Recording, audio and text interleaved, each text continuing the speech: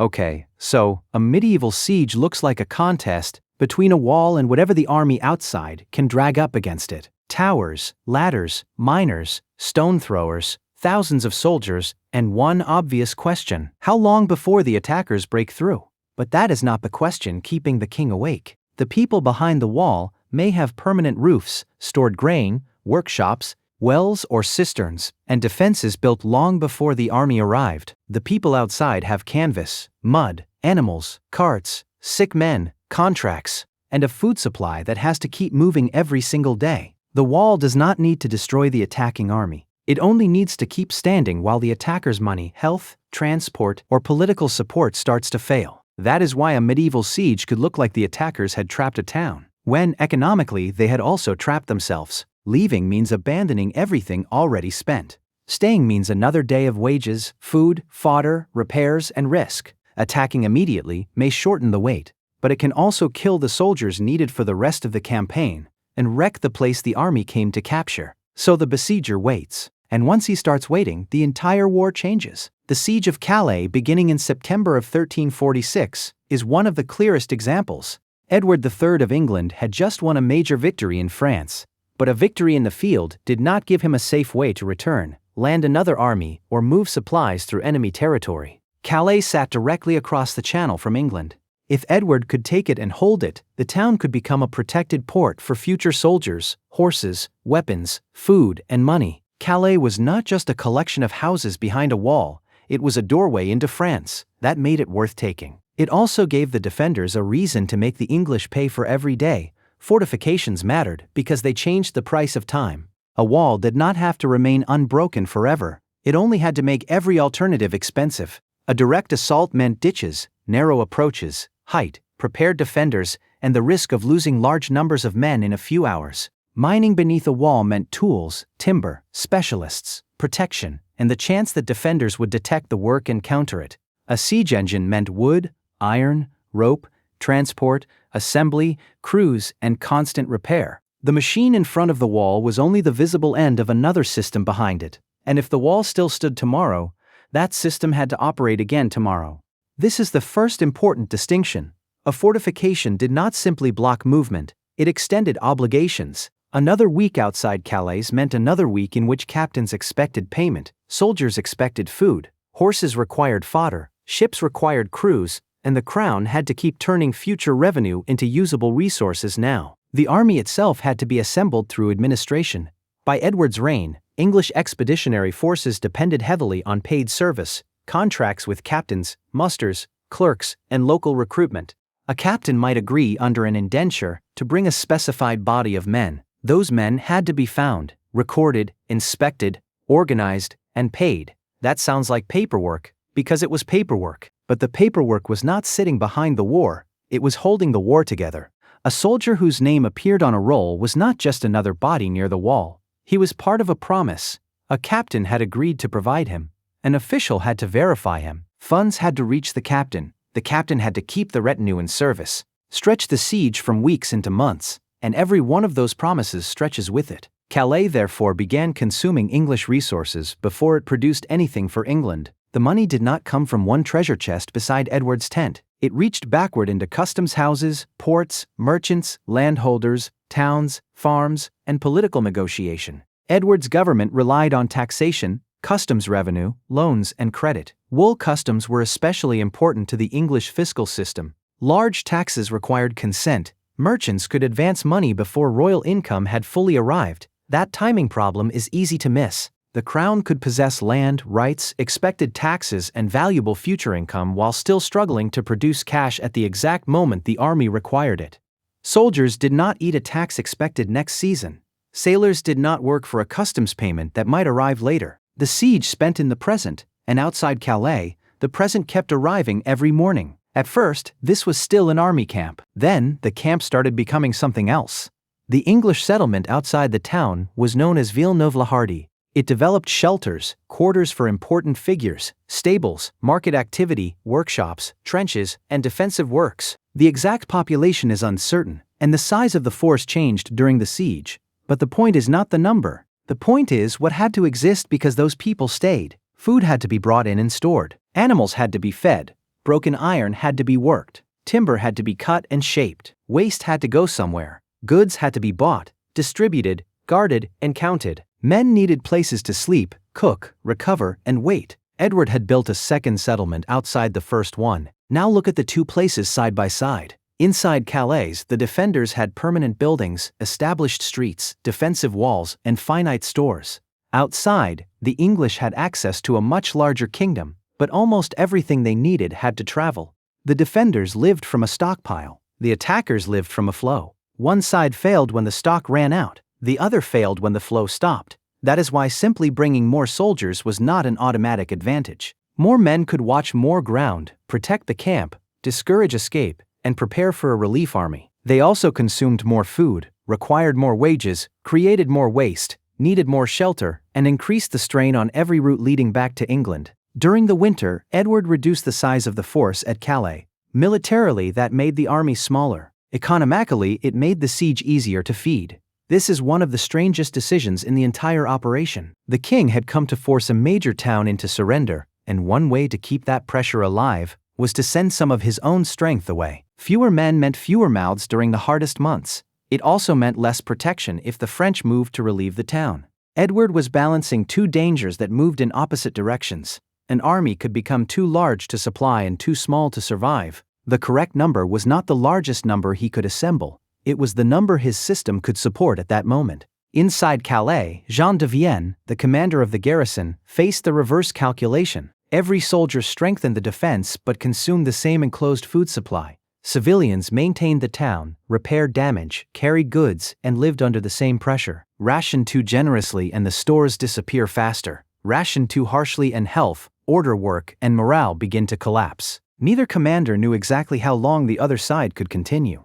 Edward could see the walls. He could not see every sack of grain behind them. Jean de Vienne could see the English camp growing outside. He could not see every loan, tax, delayed payment, sick horse, damaged ship, or argument taking place across England. A siege turned incomplete information into a weapon. Each side had to behave as if the other might last longer. And Calais still had one advantage that made the English position far weaker than it looked. The town was not actually cut off. English forces enclosed it on land, but French and Allied vessels were still able to carry provisions through the harbor during the winter and spring. From a distance, Calais looked surrounded. On a map, the English ring could appear complete, but one route remained open, and one open route was enough to keep the town connected to food, messages, reinforcements, and the possibility of relief. This is the difference between encirclement and blockade. Encirclement means soldiers stand around the place. Blockade means the place can no longer replace what it consumes. As long as ships entered the harbor, Calais was consuming stored food and receiving new food. The English were spending money to wait while French supply vessels kept resetting part of the countdown. That changes the whole meaning of the wall. The wall was not only protecting the people inside, it was buying time for the harbor, and the harbor was buying time for everyone behind the wall.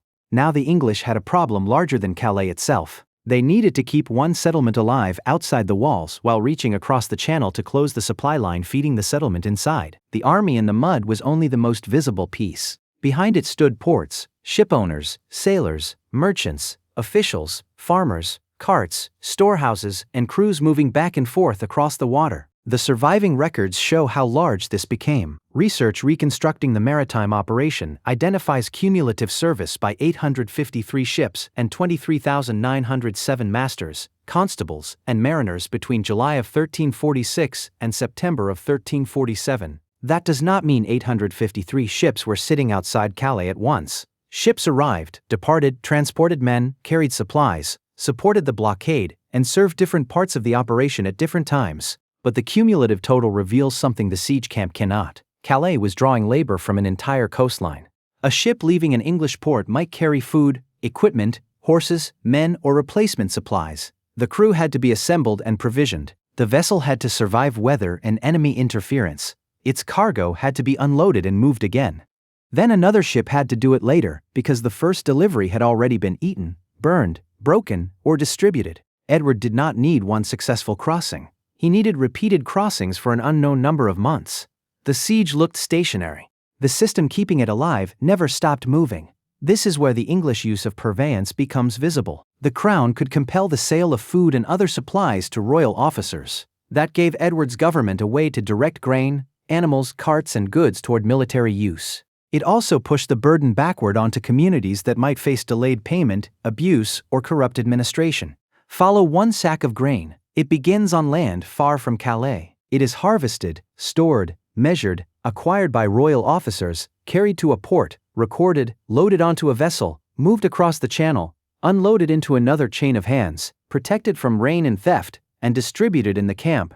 The last step is bred beside a trench. The economic story begins long before that. The same logic becomes even harsher with animals. A horse is useful because it can carry a rider, pull a load, or help move supplies faster than a person. But the horse also eats every day whether the army advances or not. Fodder is bulky. It fills carts and ship holds that could have carried food for people, tools, or ammunition. Add more transport animals and the army can move more. Add too many, and a growing share of the transport system exists just to feed the transport system. This is why distance quietly changes the value of everything. A sack of grain at an English port is not the same thing as a sack of grain beside the walls. Between those 2 points are handling, storage, weather, theft, delay, and the chance that a ship or cart never arrives. The farther the route stretches, the more resources are consumed simply keeping the route open. The siege train worked the same way. Timber for shelters could not also become timber for an engine. Iron used to repair tools was iron unavailable somewhere else. A skilled carpenter building defensive works around the English camp was not repairing a ship at the harbor. Every object had several possible uses, and the siege forced officials to decide which failure was most dangerous today. That is what the walls were really buying for John de Vienne. Not just another day of safety. Another day in which Edward had to make all of those decisions correctly. This is why a large siege could strengthen royal administration and damage political support at the same time. The crown proved it could mobilize food, money, ships, and labor across a kingdom. The people providing those things also experienced the cost. A campaign outside one French town could reach into an English farm, a merchant's credit, a port's vessels, and a political argument over taxation.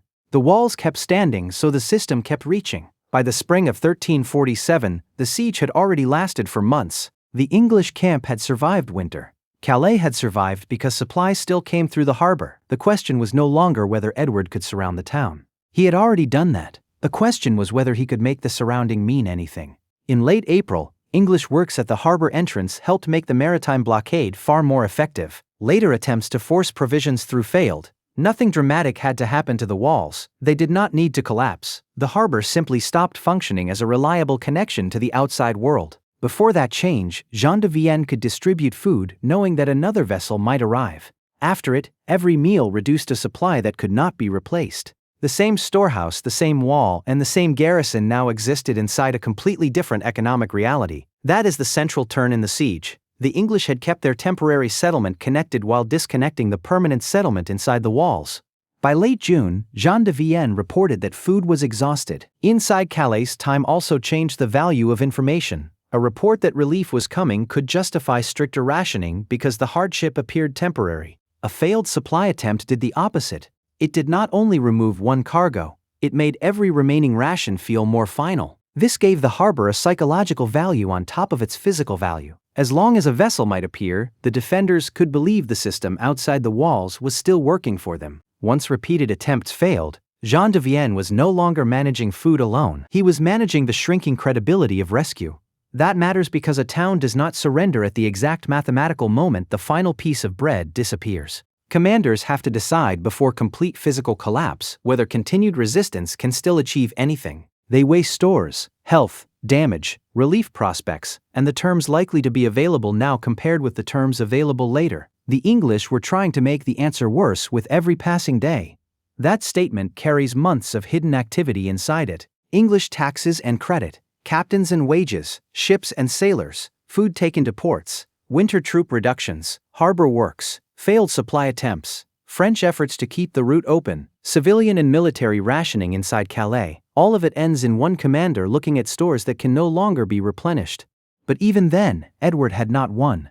And there was another reason not to rush the final assault. The town Edward wanted was supposed to become a working port. A breach might open the way in, but fighting through the streets could damage buildings, warehouses, defenses, and the people whose labor made the place useful. The closer the English came to forcing surrender through isolation, the less attractive a destructive assault became. Waiting was expensive. Destroying the asset could be more expensive. A French relief army approached in the summer, and the entire shape of the siege changed again. Until this point, the English were containing pressure from inside the town. Now they also had to prepare for pressure from outside. The besiegers had to defend in two directions. Their camps, ships, food, trenches, and harbor works had become an investment the French could still destroy. This is why the English force expanded again. The men who made the siege harder to supply were now needed to protect the supply system itself. The winter decision and the summer decision look contradictory only if army size is treated as a simple measure of strength. In winter, fewer men helped the operation survive.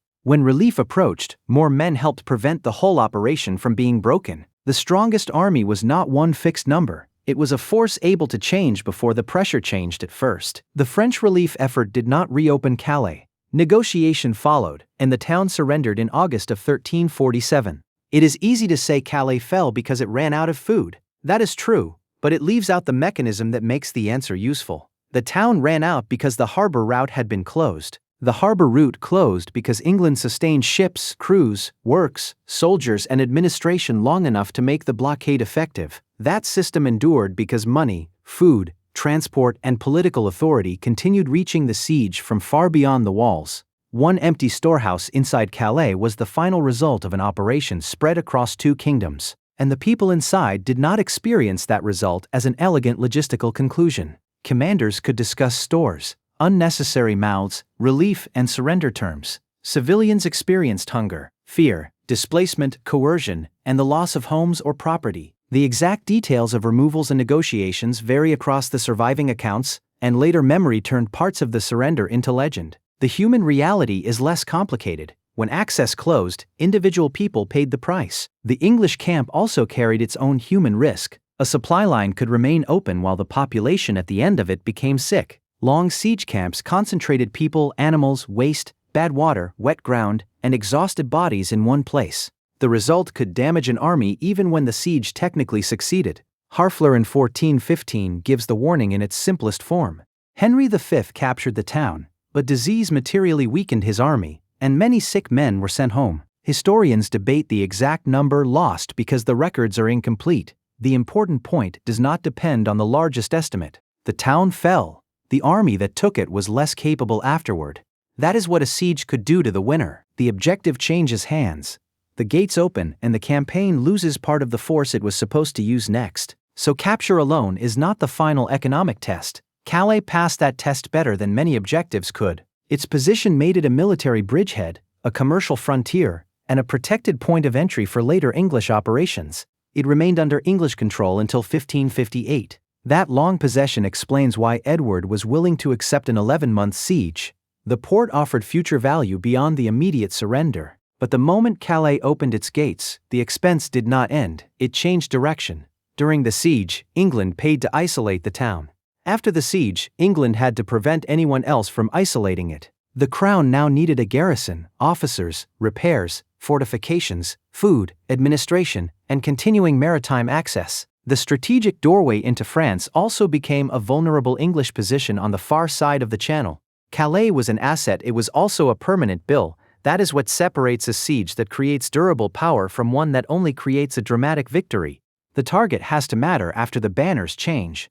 A port that reduces the difficulty of future campaigns may justify years of later expense. A fortress controlling an important route may protect trade, movement, taxation, or authority. An objective with little durable use can consume an army, a treasury, and months of political support, then leave the winner responsible for another place that must be fed and defended. So the economics of a medieval siege were not decided by the most impressive machine or even the largest crowd outside the walls. They were decided by whether one side could keep reaching the wider world. At Calais, the defenders had stone, stores, a garrison, and a harbor. The attackers had money, contracts, ships, labor, and access to a kingdom. For months, both systems continued. Then the harbor closed. One side still received what it needed.